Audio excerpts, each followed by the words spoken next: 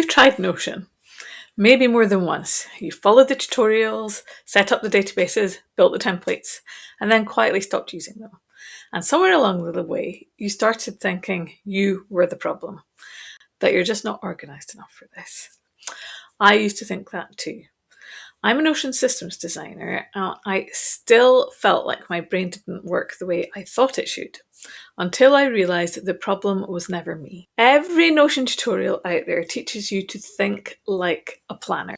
So in this video, I'm going to share 5 things I've learned about Notion systems that actually work with creative, messy brains rather than against them. So the first thing I noticed is that traditional Notion systems are built for linear thinkers, but creative minds work in networks. So a 2022 UCLA study on creative connectivity found that creative brains don't process information the way most people do. Most brains use a few central hubs, like flying through major airports. Creative brains skip the hubs and they connect distant parts of the brain directly, taking what the researchers called a road less travelled. So we naturally think in webs, not lists. And I find that fascinating because it explains so much to me. Think about where your best ideas come from. Probably not while you're sitting at your desk with a blank Notion page open. More likely in the shower, on a walk, in the middle of cooking dinner. That's your brain doing what it's designed to do, making unexpected connections. But then we try to force those sparks into rigid databases and structured workflows, and suddenly everything feels heavy. It's not that you're disorganized, it's that you're trying to squeeze a creative mind into a corporate filing system. And I think once you see that, everything shifts. The second thing is that the answer isn't less structure, it's the right structure.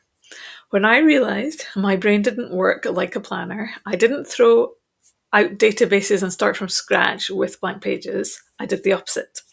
I built what I think of as rooms, dedicated spaces inside of Notion where everything for one area of my business lives together.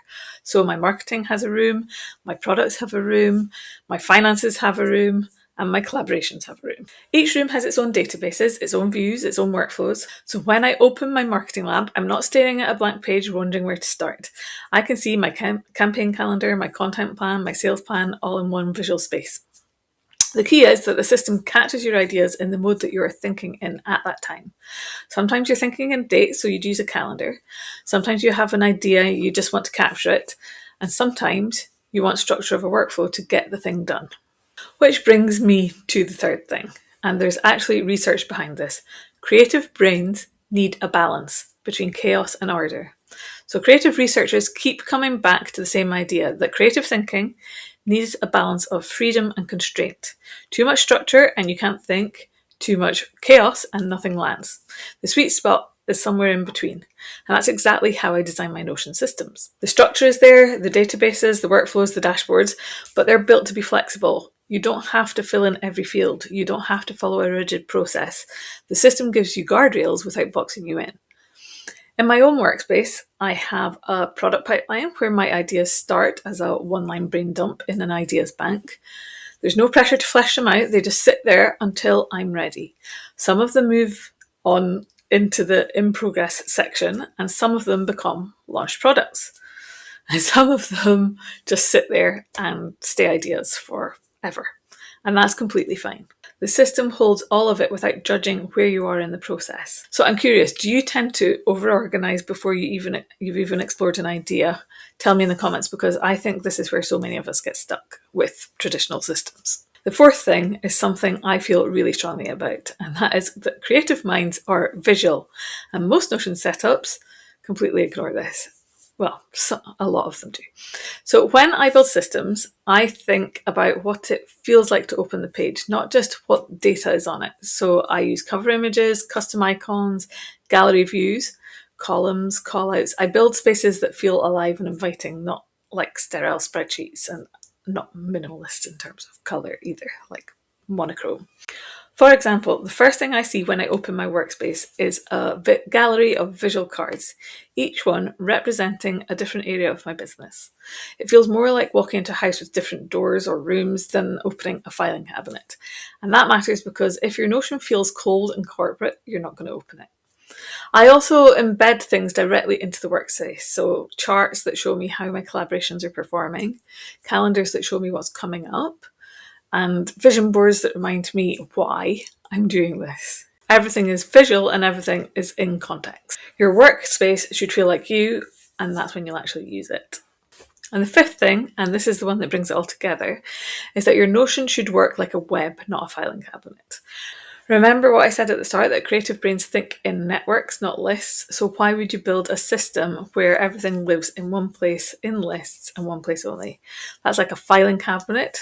It's like folders inside folders, and that's not how your brain works.